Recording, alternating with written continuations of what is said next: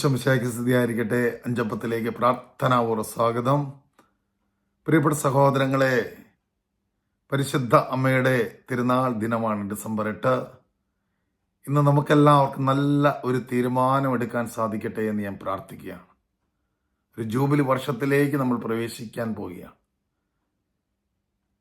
അടുത്ത ഡിസംബർ 8 മുമ്പ് വിശുദ്ധ ബൈബിൾ മുഴുവൻ പ്രാർത്ഥനാപൂർവം വായിക്കാനുള്ള നല്ല ഒരു തീരുമാനം നമ്മുടെ ജീവിതത്തിൽ ഉണ്ടാകട്ടെ എന്ന് പ്രാർത്ഥിക്കുകയാണ്, ആശംസിക്കുകയാണ്. ഞാനും ആ ഒരു വലിയൊരു ആഗ്രഹം ദൈവസന്നിധിയിൽ സമർപ്പിക്കുകയാണ്. ഇപ്പോൾ കുറച്ച് നാളുകളായി ബൈബിൾ പൂർണ്ണമായിട്ട് വായിച്ചിട്ട് ആ ഒരു കൃപയിലേക്ക് പ്രവേശിക്കുവാനായി. ഇതിനു മുമ്പ് വായിച്ചു തീർന്നവർ വീണ്ടും ആഗ്രഹിക്കുക, ഇതുവരെ വായിച്ചിട്ടില്ലാത്തവർ പുതിയൊരു തീരുമാനമെടുക്കുക, അതിനായി പരിശ്രമിക്കുക. അങ്ങനെ വിശുദ്ധ ലിഖിതങ്ങളിലൂടെ, വിശുദ്ധ ബൈബിളിലൂടെ യേശുവിനെ കണ്ടെത്താനുള്ള വലിയ അനുഗ്രഹവും ആ കണ്ടെത്തലിലൂടെ, അനുഭവത്തിലൂടെ നമ്മുടെ ജീവിതങ്ങൾ ഈശോയ്ക്ക് പ്രിയപ്പെട്ടതായി മാറുന്ന അഭിഷേകം ഉണ്ടാകട്ടെ എന്ന് പ്രാർത്ഥിക്കുകയാണ്. നമ്മൾ ബൈബിൾ പഠിക്കുമ്പോൾ ഈ വിശുദ്ധ ലിഖിതങ്ങളിൽ നിറഞ്ഞു നിൽക്കുന്ന കർത്താവിനെ കണ്ടെത്തണമെന്ന് കർത്താവ് ആഗ്രഹിക്കുന്നുണ്ട്.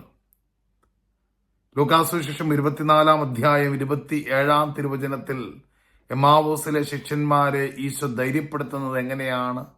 മോശ തുടങ്ങി എല്ലാ പ്രവാചകന്മാരും വിശുദ്ധ ലിഖിതങ്ങളിൽ തന്നെപ്പറ്റി എഴുതിയിരുന്നവയെല്ലാം അവൻ അവർക്ക് വ്യാഖ്യാനിച്ചു കൊടുക്കുകയാണ്.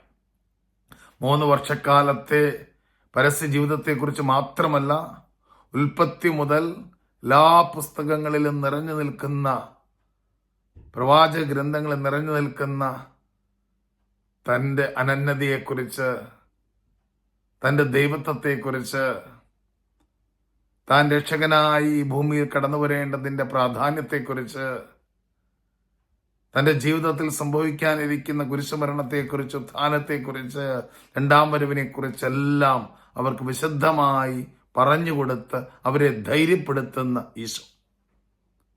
യോഹന്നാന്റെ സുവിശേഷം 1 അധ്യായം 45 തിരുവചനത്തിൽ ഫിലിപ്പോസ് നഥാനിയേലിനെ കാണുമ്പോൾ പറയുന്ന മനോഹരമായ ഒരു കാര്യം എന്താണ്? മോശയുടെ നിയമത്തിലും പ്രവാചക ഗ്രന്ഥങ്ങളിലും ആരെപ്പറ്റി എഴുതിയിരിക്കുന്നവോ അവനെ, ജോസഫിന്റെ മകൻ നസറത്തിൽ നിന്നുള്ള യേശുവിനെ ഞങ്ങൾ കണ്ടു. പ്രിയപ്പെട്ടവരെ, ഇപ്രകാരമുള്ള ഒരു യേശുവിനെ കാണുവാൻ നമുക്ക് സാധിക്കണം. ഈ തിരുപ്പിറവിയുടെ ദിനങ്ങളിൽ നമ്മൾ ചിന്തിക്കേണ്ടത് എങ്ങനെയാണ്? അപ്രകാരമുള്ള ഒരു യേശുവിനെ കാണുവാൻ, മനസ്സിലാക്കുവാൻ, അറിയുവാനുള്ള അനുഗ്രഹം, ബോധ്യം എനിക്ക് ലഭിച്ചിട്ടുണ്ടോ?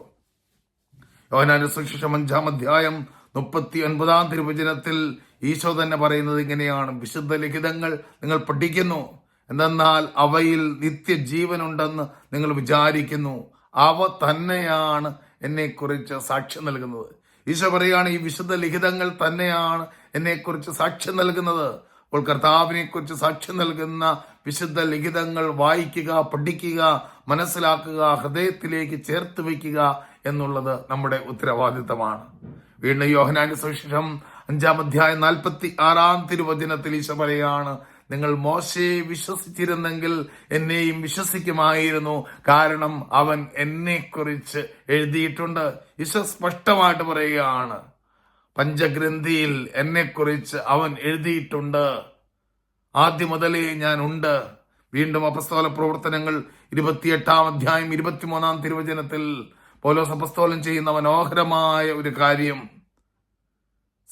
രാവിലെ മുതൽ സന്ധ്യ വരെ അവൻ മോശയുടെ നിയമത്തെയും പ്രവാചകന്മാരെയും അടിസ്ഥാനമാക്കി യേശുവിനെ കുറിച്ച് അവരെ ബോധ്യപ്പെടുത്താൻ ശ്രമിക്കുകയും ദൈവരാജ്യത്തെക്കുറിച്ച് പരസ്യമായി സാക്ഷ്യപ്പെടുത്തുകയും ചെയ്തു.